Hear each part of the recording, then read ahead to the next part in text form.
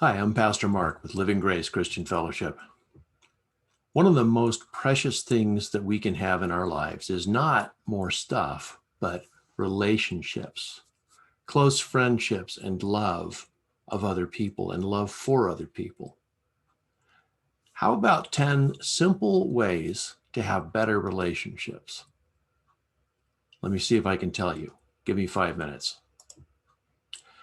A long time ago, 3,500 years more or less, the people called Israel came out of slavery, out of 200 years or so of bondage in a land called Egypt, not the modern nation of Israel or the modern nation of Egypt, but different lands, different times long ago. God brought them out of that land as a fledgling or a newborn nation. They came out from here. They had been oppressed for so long, they didn't have any idea how to do anything. They'd had all their decisions made for them, when to get up, when to go to work, when they could quit. They worked all the time, every single day.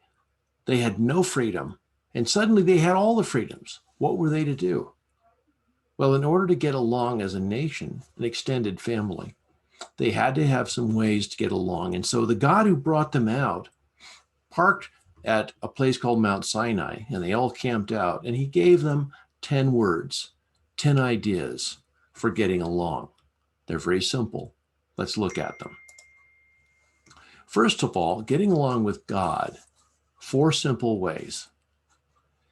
He says, first of all, I'm God. He establishes relationship with them. This is in Exodus 20, if you want to look it up online, in your Bible, in your app, whatever you've got.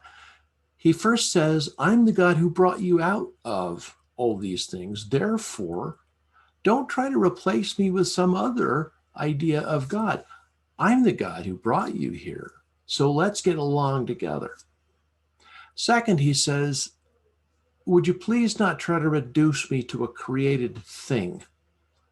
I'm a person. I want relationship with you. Don't just carve something out of wood or metal or something like that, or cast something out of metal or carve it out of stone. Look to me. Let's have a relationship together. Next, he says, remember my name, call on my name, but don't throw it around like it was a handful of sand.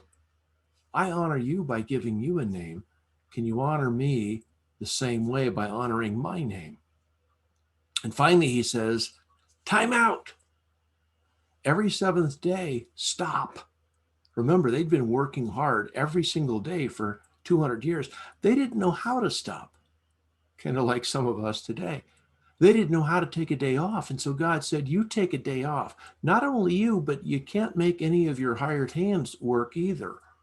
You can't make your family work while you sit around in the breeze. No, all of you take a day of rest and spend time with each other and with me. So that's how to have their relationship with the God who had rescued them. Next, he says, here are 6 other ways to get along in community. Well, first of all, children, honor your parents. Parents also, it makes sense, honor your children. It goes along with the same idea. Love each other. Parents, honor your parents. So your children can see your example of honoring your parents, and they will honor you more and have a tight-knit, close family that acts out of honor and love to each other. Build that strong family unit, and the society itself will be built. He says, honor each other's lives. Be careful with somebody else's life. Don't be careless about how you do things so that somebody else gets injured or killed. And don't just shoot somebody else because you get upset with them. Honor their life. Honor the life that they have in them, just like you want your life honored. And he says, honor each other's marriages also. Just don't go sleeping around with somebody else's spouse just because it seems like a good idea or they look attractive. Honor their marriage. Put a fence around it. Keep yourself out. Let their marriage be happy. And he says also, honor each other's stuff. You've worked hard for what you have. Don't go steal what somebody else has because they've worked hard for it too. It's their stuff. Let them have it. Honor the truth. If you want to get along with somebody else, be sure that you think truth and speak truth about them and for them. Don't go try to invent some lie to make yourself look better and make them look bad. Honor the truth with one another.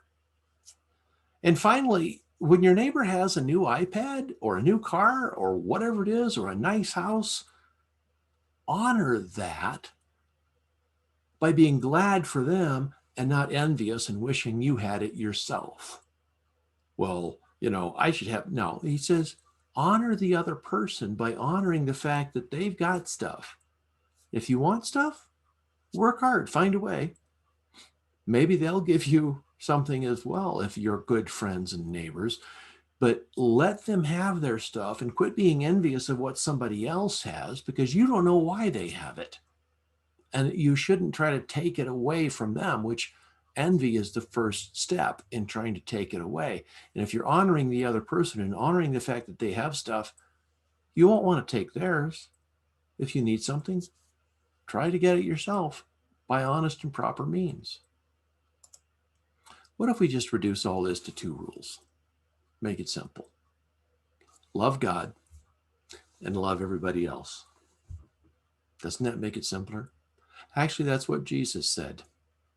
One of the experts in the law asked him, what's the greatest command? And he said, love God with all your heart and mind and soul and strength. And the next one is just like it. Love your neighbor as yourself. Love other people. Love God, love others. 2 simple rules. Happy life. Happy relationships. Happy society. What do you think? I'm Pastor Mark with Living Grace Christian Fellowship, and if you liked what you've heard today, please share it or let somebody else know how to get it. If you've got questions, if you want to discuss this, get a hold of us. We'll be glad. We wish the best for you, and we think that these things will make a difference for you. Have a blessed day.